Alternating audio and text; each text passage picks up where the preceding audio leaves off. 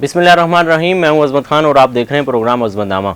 नाज़रीन, 2 रोज़ कबल एक अंदरनाक वाक़या पेश आया जिस पे यकीनन हर सियासी पार्टी के कारकुनान, रहनुमा, पूरे पाकिस्तान के लोग उस पे गमनाक हुए और यकीनन इस पे गमनाक होना भी चाहिए था कि अचानक से जो वफ़ात होती है वो वैसे भी दिल दहला देती है।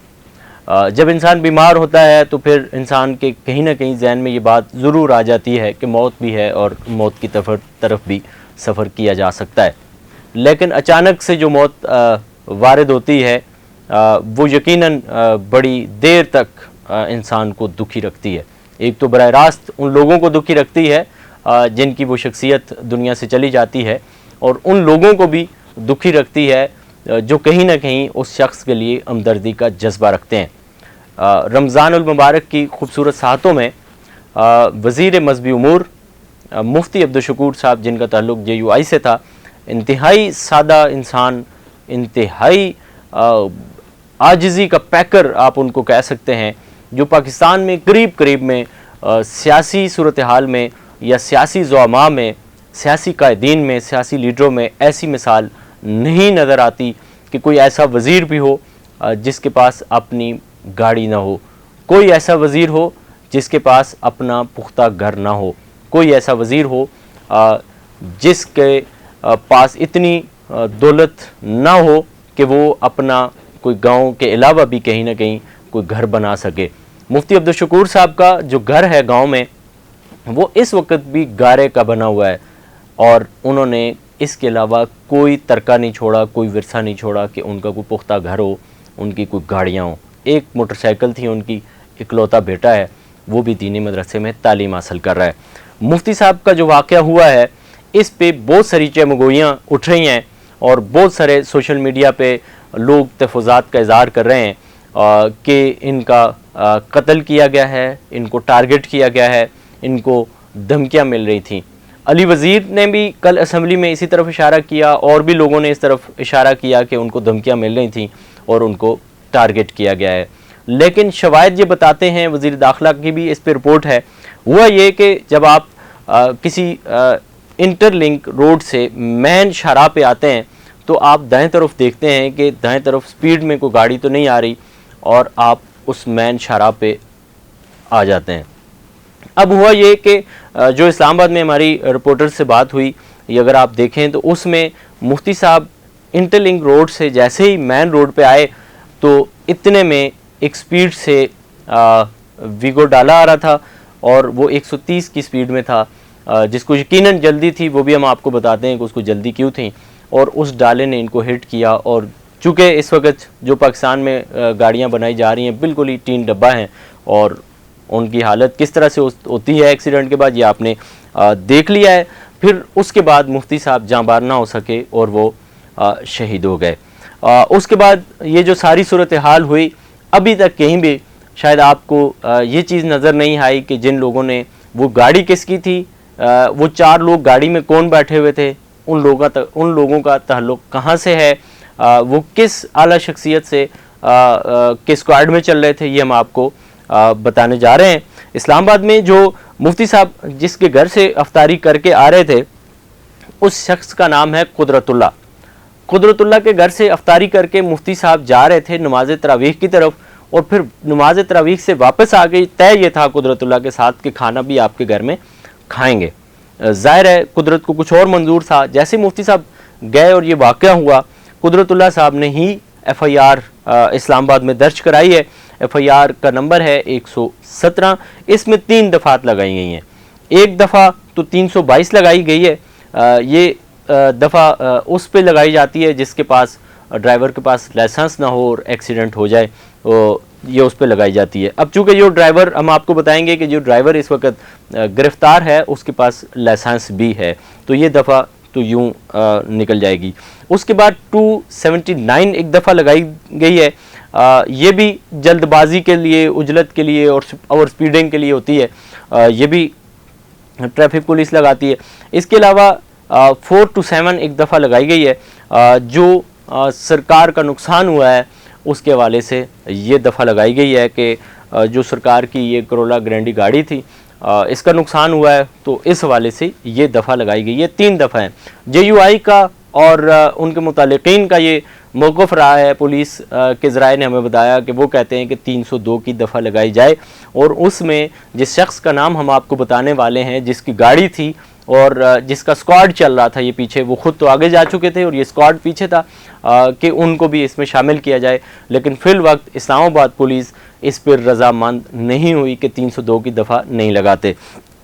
अब ये जो FIR कटी है, इस FIR में ड्राइवर जो था वो राव गुल खान वल्दे राव सदाकत था।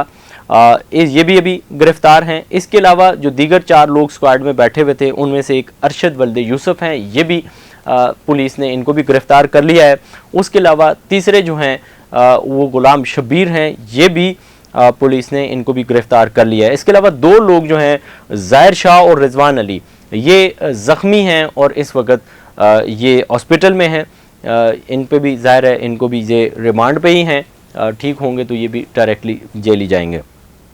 अब ये किसका स्क्वाड था? हुआ ये कि जैसे ही मुफ्ती साहब जिस तरह से इफ्तारी करके आ रहे थे, इसी तरह ये स्क्वाड भी आ रहा था, और ये स्क्वाड था जमात इस्लामी के रहनुमा हैं इस्लामाबाद में मियाँ असलम साहब, उनका भतीजा था जिनका ये स्क्वाड चल रहा था। उसका नाम है साद सादिक।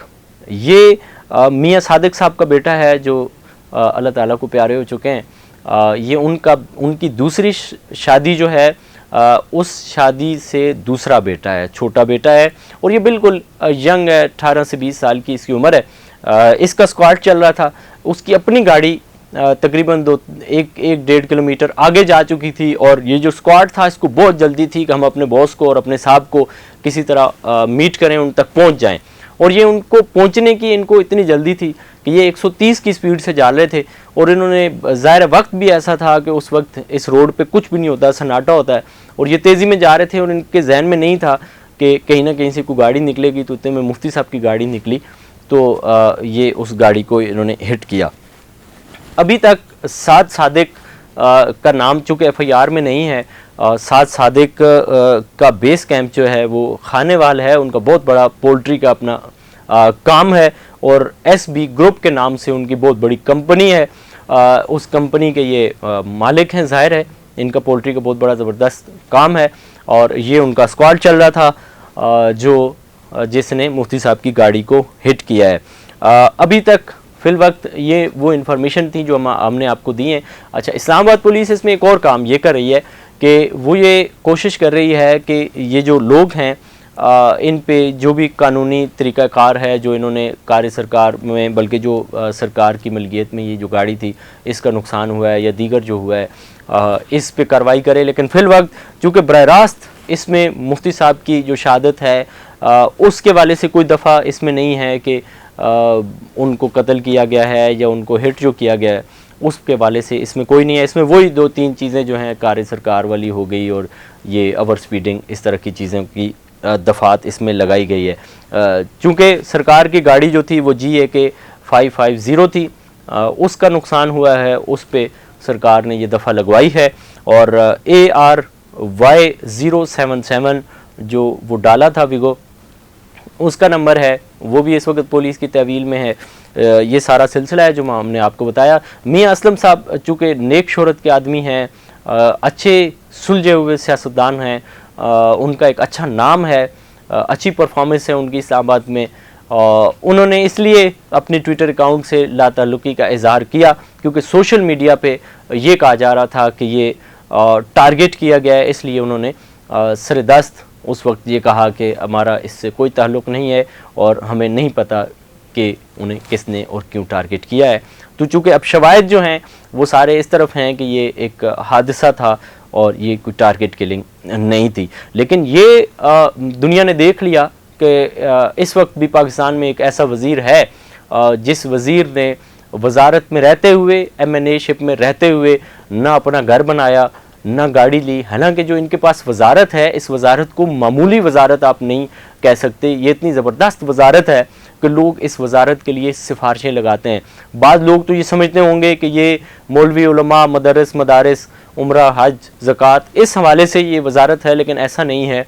इसमें हज के कोटों की तकसीम से लेकर दीगर जितने मामलात हैं पाकिस्तान में इनकी प्रॉपर्टीज़ हैं, बहुत बड़ा किकबैक्स और कमीशन इन वजारतों में माजी में लिया जाता रहा है। लेकिन मुफ्ती साहब ने चूँकि कभी भी और कहीं भी ऐसा नहीं किया, इसीलिए जो हवाई जहाज़ या जो इस तरह की कंपनियां हैं उम्रा और हज ट्रैवल्स की, उनको कोटे नहीं मिले। उन्होंने प्रोपेगेंडा भी मुफ्ती साहब के ख़िलाफ़ खूब किया, लेकिन अल्लाह ताला ने जो उनको इज़्ज़त मकाम मर्तबा दिया था, उनका प्रोपेगेंडा ज़्यादा देर तक चल नहीं सका। मुफ्ती साहब के लिए यकीनन असम्बली में उनके साथी, उनके कोलीग्स भी गमज़दा हैं। अब उनकी जगह सेनेटर तला महमूद को दूसरी वजारत का कलमदान सौंप दिया गया है। अल्लाह ताला ने सेनेटर तला महमूद को वाफर दौलत से नवाजा है और बड़े धीमे अंदाज के मालिक हैं, बड़े सुलझे हुए पॉलिटिशियन हैं।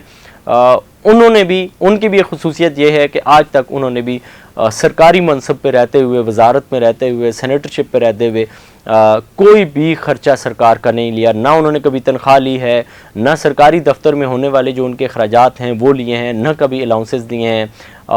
हवाई टिकट तक वो गवर्नमेंट के, सरकार के नहीं लेते, वो अपने पल्ले से सारे अखराजात करते हैं। ये JUI का ही खासा है कि उसके एक मिनिस्टर की भी ये सादगी और ये दास्तान थी, और दूसरा मिनिस्टर साहिब सरवत है, लेकिन वो भी सरकार का एक पाई पैसा इस्तेमाल नहीं करता।